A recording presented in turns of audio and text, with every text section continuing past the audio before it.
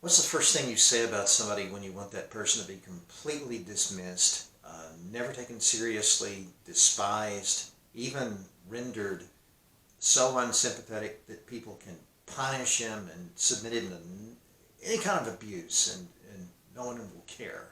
First word that comes up, of course, is Nazi. I've been talking about several slurs and phrases in this series that have that effect. It's kind of a shame in our culture that we seem to lean so heavily now on such words, but these, let's make no mistake about it, these are words that we use to just take people out of the picture so that we don't have to listen to them any further. So I'm going to talk a little bit about the word Nazi. Of course, it's not actually an acronym. It's not like NAZI stands for four different words. As I understand it, it's just picking out the first couple of letters from the two components of Nationalsozialist, Sozialist in German, National Socialist. And this, of course, gets into the brouhaha about, well, Nazis are socialists and socialists are communists, so you people are calling so-and-so a Nazi from the left, and you're claiming that Nazis are right.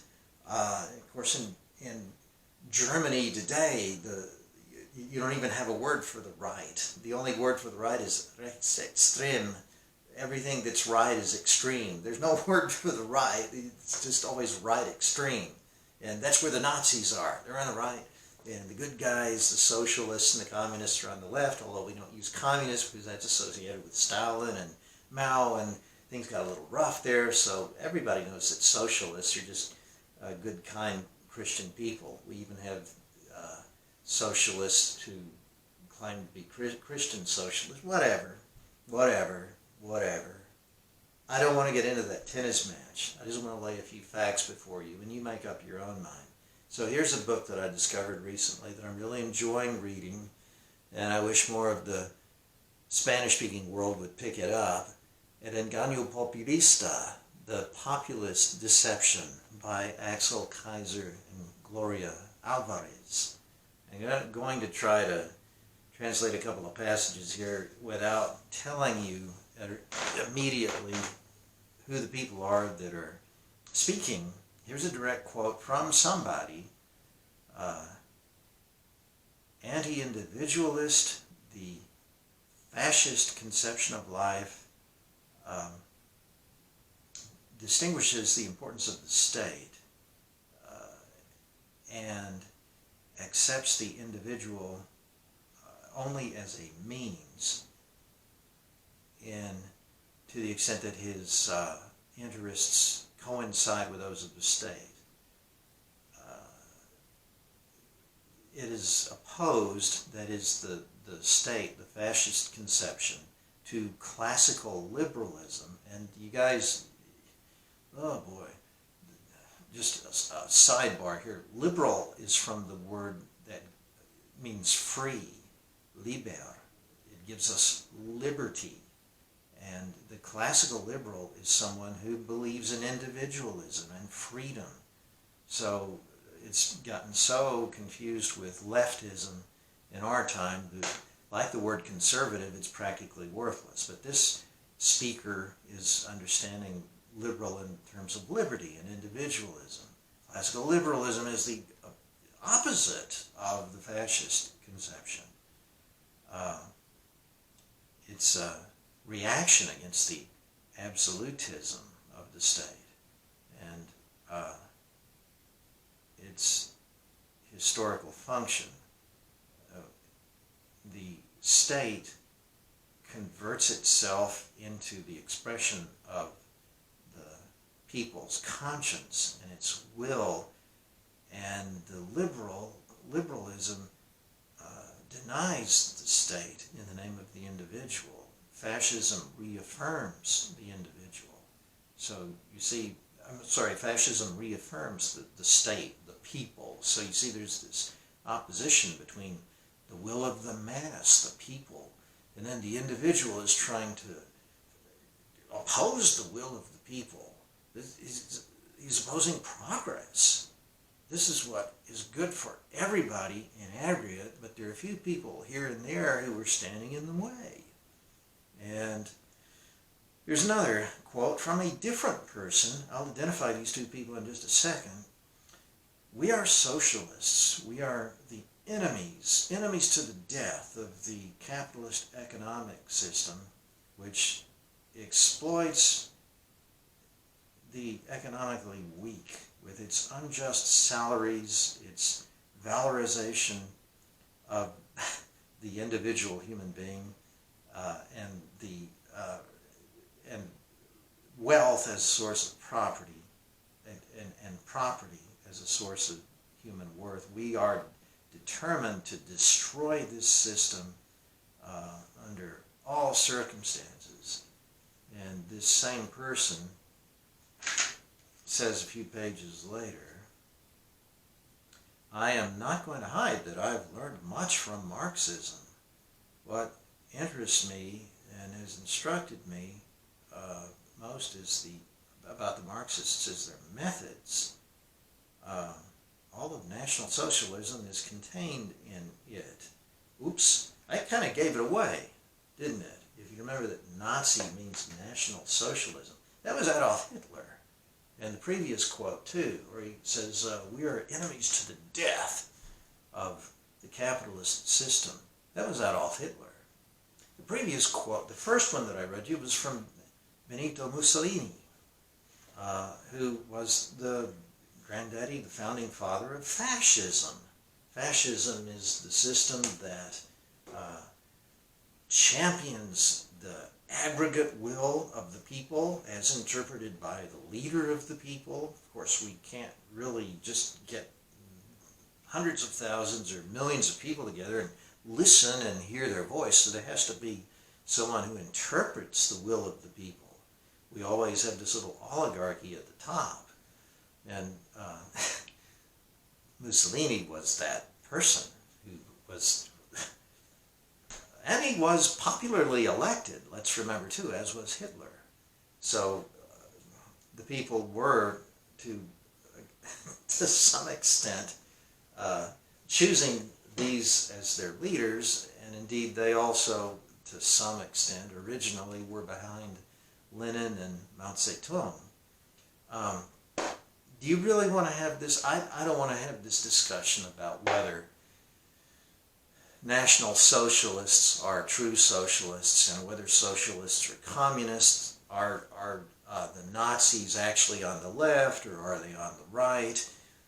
You're a Nazi. No, you're a Nazi. Well, you know Hitler, National Socialism, that's what Nazi means. So he was really one of your guys. Oh no, but you're over there. To the extent that I see any sort of distinction that matters between these two groups, the Nazi fascist and the socialist Marxist, I think it has to do with their use of history. Certainly the fascists and the Nazis tried to mine history in a very creative way. They really weren't that interested in actual history. They were interested in a kind of mythology that they pretended was rooted in history, and they used that as a target for the future. We were going to revive the heroic age. The socialist and the communist really don't want anything to do with history, even mythologized history. Human history has been this steady staircase. There's nothing down on the bottom stairs that we want to try to retrieve. There's all this garbage down there. And we're climbing upward and upward. So the highest staircase, the stair step that we're going to reach has never been reached before by anyone else. And we as communists or socialists are going to get there. Now, I'm not trying to plug this, I'm just telling you it's there. I'm going to say once again, I've collected my ideas on this subject in a little book that I published through Amazon called The Eternal Moment, Seeking the Divine Presence in the Present.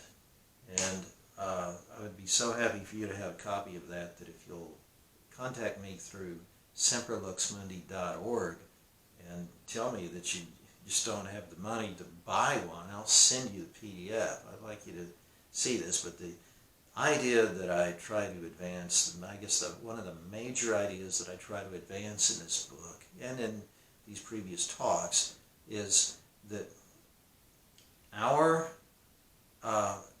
imposing the source of value, the nucleus, the magnetic center of value in the future, so that tomorrow always has the answer for what we're doing today. This is the source of so much trouble and downright wickedness that we've lapsed into in modernity. This is, I think, just the quintessence of our troubles. We are future worshipers. When we do that, we turn our backs on where we are, what we're doing right here, right now.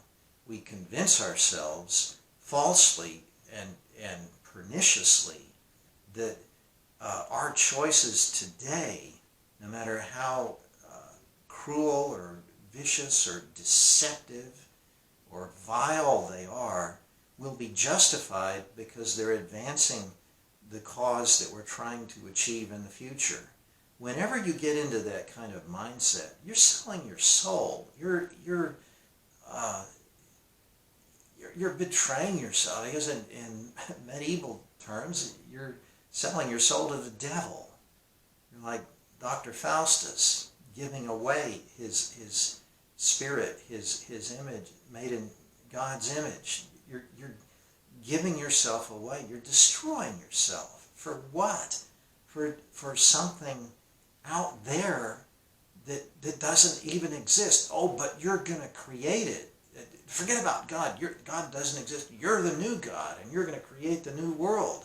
And you have this vision of what this new world is going to be like. Is so much better than this crappy world we live in right now.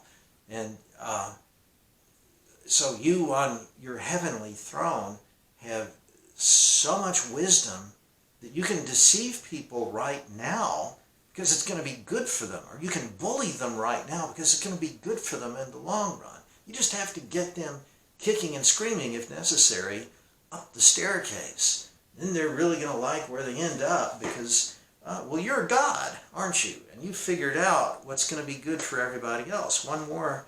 This is actually from Juan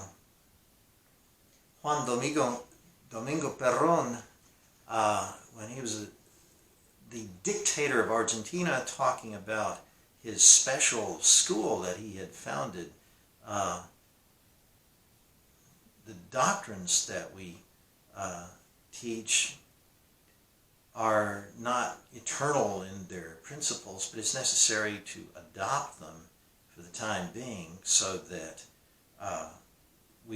so that progress can satisfy new necessities. So that's sort of the temporary compromise that Perón makes in this school that he's forcing everybody to. But then he says something very interesting after the next line. He says, the second function that I assign to the school is to unify and to inculcate our doctrine in the masses. The important thing in the doctrines is to inculcate them. That literally means to pound them in with your heel. It's not sufficient just to know the doctrine. The fundamental thing is to feel it, to love it. There's a need here for a certain mysticism. The true motive force that thrusts forth the realization of and the sacrifice that's necessary for this realization. So the school isn't just for erudition, for teaching, it's to form apostles for our new doctrine. He's speaking in religious terms. We're going to send out apostles, and we're going to realize a world, we're going to make it real that doesn't exist right now. Right here, right now is irrelevant. It's what we have to surpass to reach that higher level. Now let me leave off. I'm running out of time, so let me just show you what the tennis court looks like now. We have communists, fascists, socialists, Nazis, all on this one side of the net, where they're all looking ahead to a reality that doesn't exist right now. Maybe the Nazis and the fascists want to project a mythical, heroic age into the future, and socialists and the communists say, no, we're just going to make something up that never existed before. And we're going to teach you at gunpoint how to believe in that and not question it. But all of these people are thrusting their value system ahead, above, farther down the road. On this side of the net, we have people who want to live the right way right here, right now.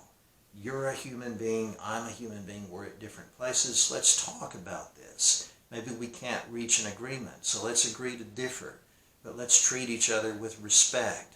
Let's figure out a society where people who are having their problems ideologically can nevertheless respect each other as human beings who are trying to find God or trying to find happiness or trying to find something, but we respect each other's space. We're on that other side of the net, and we're the ones that are getting called all these names, whether it's racist or fascist or bigot, or we're just, these are names that send us into the cattle cars so that we can be shipped out to some kind of ideological Auschwitz and never heard from again.